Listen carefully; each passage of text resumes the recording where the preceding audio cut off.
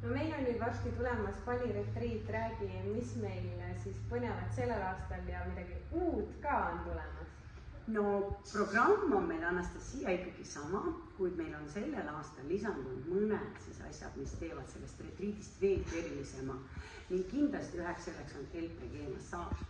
Aga meil on ikkagi endiselt veel hingamised, meil on joogad, meditatsioonid, kehahooldused 2 tundi päevas, näohooldused erinevate aparaatidega.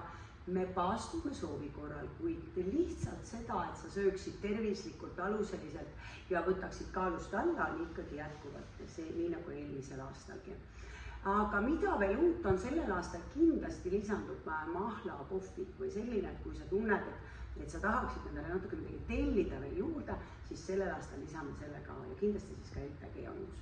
Okei, aga kui tihti seda LPG-d siis sellel retriidi ajal kasutada saab? Selles mõttes sul on endal ju, kui sa oled 10-päevasel retriidil, on sul ju 20 kehahooldust. Sa valid endale nii palju hooldusi, kui sa soovid. Kas see tähendab siis seda, et ma võin käia LPG-s nii palju, kui ma tahan? No tegelikult LPG soovitatakse 2 korda nädalas, maksimaalselt 3.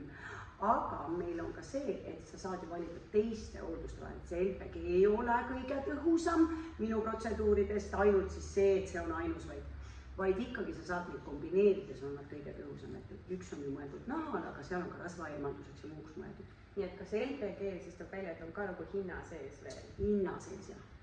Okei, päris hea.